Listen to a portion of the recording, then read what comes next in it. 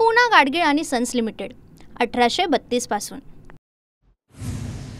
हाकेना चपलेचा प्रसाद देणाऱ्याला 1,11,000चं बक्षीस। जरांगेंचे समर्थक धनाजी साखळकरांकडून बक्षीस जाहीर। लक्ष्मण हाकेना सोलापूर जिल्ह्यामध्ये फिरू देणार नाही। हाकेंच्या व्हायरल व्हिडिओनंतर जरांगे समर्थक आक्रमक। सोमनाथ सूर्यवंशी प्रकरणामध्ये पोलीस महासंचालक रश्मी शुक्ला यांच्याकडून एसआयटी स्थापन करण्याचे आदेश। औरंगाबाद उच्च न्यायालयाने दिला होता एसआयटी स्थापन करण्याचा आदेश। सुधीर गिरमेट हे एसआयटीचे अध्यक्ष असणार। अहिल्यानगरच्या नेवासा तालुक्यामधल्या शेतकऱ्याची कर्जबाजारीपणाला कंटाळून आत्महत्या। वडुळे गावातील बाबासाहेब सरोदेंची कर्जबाजारीपणाला कंटाळून आत्महत्या। आत्महत्येपूर्वी मोबाईलवर व्हिडिओ रेकॉर्ड करून शेतकऱ्याकडून व्हायरल। कृषी मंत्री दत्तात्रय भरणेंची विद्यार्थी वसतिगृहाला भेट। पुण्यामधील शासकीय कृषी महाविद्यालयाची पाहणी। दत्तात्रय भरणेंनी विद्यार्थ्यांशी साधला संवाद। विद्यार्थ्यांना आवश्यक सुविधा उपलब्ध करून देण्याचे आदेश। विधिमंडळ सार्वजनिक उत्सव समितीची दौंड एसआरपीएफला भेट। सार्वजनिक उपक्रम समिती प्रमुख आमदार राहुल कुल यांच्या नेतृत्वाखाली समितीच्या सदस्यांनी पाहणी केली। पुण्याच्या धायरी परिसरामध्ये डीपी रोडची मागणी करत स्थानिक नागरिक सर्वपक्षांच्या विरोधात आक्रमक। डीपी रोडसाठी अजितदादांनी एक पहाटेचा दौरा धायरीमध्ये करावा। बॅनरमधून अजित पवारांसह सुप्रिया सुळे आणि अधिकाऱ्यांना आवाहन। ससूनमध्ये रुग्णांना पुरेशा सेवा मिळत नसल्याचा ठाकरेंच्या शिवसेनेचा आरोप। डीन एकनाथ पवारांवर शिवसैनिक संतापले। डीनची खुर्ची एसीला टांगू, ठाकरेंच्या शिवसेनेचा इशारा। सोलापूरच्या माढ्यामधील भुताष्टेमध्ये शेतकरी मजुराला मारहाण करत अपहरण। माढा पोलीस ठाण्यामध्ये 4 जणांच्या विरोधात गुन्हा दाखल। कुटुंबियांचा पोलीस ठाण्याच्या समोर आंदोलनाचा इशारा।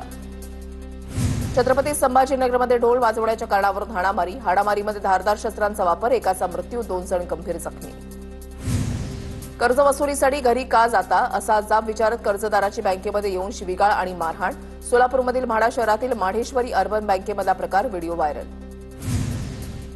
छत्तीसगडमध्ये माओवाद्यांकडून तरुणाची हत्या। स्वातंत्र्यदिनी राष्ट्रीय ध्वज फडकावल्यामुळे तरुणाची हत्या। छत्तीसगडच्या बिनागुंडा गावातील धक्कादायक घटना। अकोल्यामधल्या मूर्तिजापूरमध्ये पोलिसांनी गुंडांची धिंड काढली। अट्टल गुन्हेगारांनी कान पकडून माफी मागितली। गणेशोत्सवासाठी कोकणामध्ये जाणाऱ्या गणेश भक्तांना टोल माफी। सार्वजनिक बांधकाम मंत्री शिवेंद्रराजे भोसलेंची घोषणा। 23 ऑगस्ट ते 8 सप्टेंबर या कालावधीमध्ये मुंबई बंगळुरू आणि मुंबई गोवा राष्ट्रीय महामार्गावर ही टोल माफी असणार। गणेशोत्सव या राज्य महोत्सवाअंतर्गत भजनी मंडळांना भांडवली अनुदानासाठी 25,000 मिळणार। राज्यामधील 1,800 भजनी मंडळांना भजन साहित्य खरेदीसाठी अनुदान मिळणार। सांस्कृतिक कार्यमंत्री आशिष शेलार यांची घोषणा।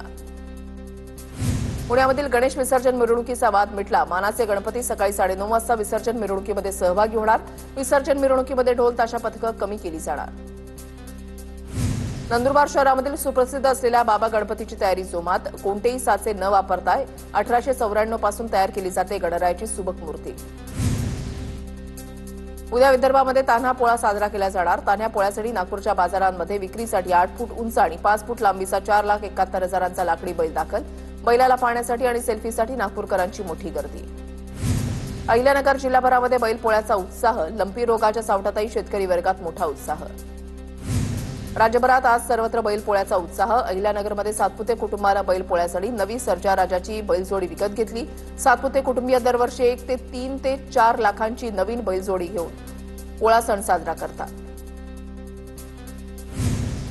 जळगावच्या जामनेरमध्ये बैल पोळ्याच्या निमित्तानं गिरीश महाजनांनी सपत्नीक बैलजोडीचं पूजन केलं। महाजनांकडून बैलाला गोड नैवेद्याचा घास भरवत बैल पोळा सण साजरा। बार्शी तालुक्यामधल्या जवळगावमध्ये पोळा उत्साहात साजरा। बैलांच्या मिरवणुकीला सुरुवात तर नुकसान भरपाई देण्याची अविनाश कापसे या शेतकऱ्याची मागणी। शिर्डीच्या साई मंदिरामध्ये बैल पोळ्याचा उत्सव। बैलाची प्रतिकात्मक मूर्ती साई समाधीवर ठेवून नैवेद्य दाखवत विधिवत पूजा आणि आरती। गोंदिया जिल्ह्यामध्ये भर पावसात गावागावांमध्ये पोळा उत्साह साजरा। शेतकऱ्यांनी सर्जा राजाप्रती कृतज्ञता व्यक्त करत बैलांचं पूजन केलं। कमरगाव इथल्या शेतकऱ्यांनी सजवलेली बैलजोडी ठरली आकर्षणाचा केंद्रबिंदू। आज श्रावण महिन्यामधील शेवटचा दिवस असल्यानं कोल्हापुराच्या अंबाबाई मंदिरामध्ये भाविकांची गर्दी। श्रावण समाप्तीच्या निमित्तानं मंदिर परिसरातील योगिनींच्या मूर्तींचीही पूजा संपन्न। जळगावमध्ये मुस्लिम कारागीर घडवतोय गणेश मूर्ती। मुस्लिम कारागिराचा रंगकाम करतानाचा व्हिडिओ व्हायरल। रहीम शेख असं गणेश मूर्तीनं रंगकाम करणाऱ्या कारागिराचं नाव। गेल्या 40 वर्षांपासून करतायत काम। नाशिकमध्ये शाडूच्या मूर्ती बनवण्याचा विक्रम। 120 शाळांमध्ये तब्बल 16,000 विद्यार्थ्यांनी बनवल्या मूर्ती। विक्रमाची इंडिया बुक ऑफ रेकॉर्डमध्ये नोंद। अहिल्यानगरमधील राजुरामध्ये कारागिरांमध्ये गणेश मूर्ती बनवण्याची लगबग। कच्चा मालाच्या किमतीमध्ये 20 ते 25% वाढ झाल्यानं गणेश मूर्ती महागणार। मूर्तिकारांची माहिती।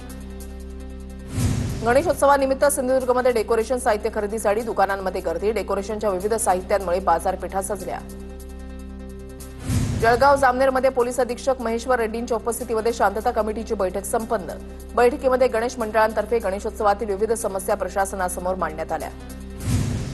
ठाणे महानगरपालिकेच्या मुख्यालयासमोर कंत्राटी कर्मचाऱ्यांचं ठिय्या आंदोलन. महापालिकेच्या भरती प्रक्रियेमध्ये कंत्राटी कर्मचाऱ्यांना कायमस्वरूपी समाविष्ट करून घेण्याची मागणी. ठाण्यामधल्या किसन नगरमधील धोकादायक इमारतींच्या गॅलरीचा काही भाग कोसळला. 4 मजली इमारतीच्या पहिल्या मजल्यावरील गॅलरीचा भाग कोसळला. सुदैवानं कुणीही जखमी नाही. पंढरपुरात चंद्रभागा नदीच्या पाणी पातळीमध्ये मोठी वाढ. चंद्रभागा नदीनं धोक्याची पातळी ओलांडली. उजनी आणि वीर धरणातून पाण्याचा विसर्ग. पंढरपूर मंगळवेढा मार्गावरील पूल पाण्याखाली गेला. इचलकरंजीमध्ये पंचगंगा नदीची पाण्याची पातळी 69 फुटांवर. कटके गल्ली आणि शेळके गल्लीमध्ये पुराचं पाणी. 12 कुटुंब स्थलांतरित. 45 जनावरं छावणीमध्ये. नाशिकच्या नांदूर मध्यमेश्वर धरणातून पाण्याचा विसर्ग सुरू. गोदाघाट परिसरातील गावांना सतर्कतेचा इशारा. नाशिक जिल्ह्यामध्ये पावसाचा जोर ओसरला. भुसावळच्या हतनूर धरणाचे 10 दरवाजे पूर्णपणे उघडले. विदर्भामध्ये पावसाचा जोर कायम असल्यानं धरणाच्या पाणलोट क्षेत्रामध्ये पाण्याची आवक कायम. नदीकाठच्या गावांना सतर्कतेचा इशारा. जळगावच्या 40 गावांमधील डोंगरी नदीवरील 2 धरणं ओव्हरफ्लो. वलठाण नंतर कोदगाव धरण 100% भरलं. कोदगाव धरणातून मुदखेड धरणामध्ये विसर्ग सुरू. नंदुरबार जिल्ह्यामध्ये दुसऱ्या दिवशी पावसामुळे पिकांना जीवनदान. शेतकऱ्यांना दिलासा. रत्नागिरी जिल्ह्यामध्ये 4 दिवस पडलेल्या मुसळधार पावसाचा महावितरण कंपनीला फटका. उच्च दाबाचे 367 विद्युत खांब बाधित. महावितरणचं 4,07,00,000 नुकसान. लातूरच्या मन्याड नदीच्या पुलावरून गावकऱ्यांचा जीवघेडा प्रवास सुरू. पुराच्या पाण्यामध्ये पूल वाहून गेल्यानं जीव धोक्यात घालून प्रवास. शेणकूड त्याच्यानंतर खंडाळी सोमठाणा गावांना पूल नसल्यामुळे त्रास. छत्रपती संभाजीनगरमधील खड्ड्यांमुळे स्मार्ट सिटी बस बंद पडली. बस खड्ड्यामध्ये जोरात आदळल्यानं बसचं चाक तुटलं. जागेवर बसची दुरुस्ती शक्य नसल्यामुळे क्रेनच्या साहाय्यानं बस बाजूला करण्याची वेळ. यवतमाळच्या दिग्रस तालुक्यामधल्या डोळंबा ते वडगाव पांदण रस्ता 12 वर्षांपासून रखडलेला. रस्त्याचं काम रखडल्यानं प्रचंड दुरवस्था. परिसरातील शेतकऱ्यांची गैरसोय. नाशिक ते छत्रपती संभाजीनगर रस्त्याची चाळण. पिंपळी रामाचे ते एरणगाव दरम्यान रस्त्याची बिकट अवस्था. वाहन चालकांनी वाहनं चालवताना करावी लागते कसरत. रस्त्यांची कामं त्वरित करण्याची स्थानिकांची मागणी.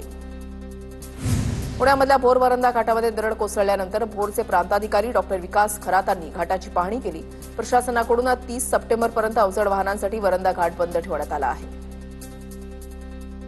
TV9 मराठीच्या बातमीनं नंदुरबारच्या अक्कलकुवा तालुक्यामधल्या विद्यार्थ्यांचा जीवघेणा प्रवास थांबला. केलखाडीच्या विद्यार्थ्यांच्या झाडाच्या फांदीवरून शाळांमध्ये जाताना त्याची बातमी समोर आल्यानंतर मुख्यमंत्री आणि जिल्हा प्रशासनाकडून साकोव पुलाची उभारणी.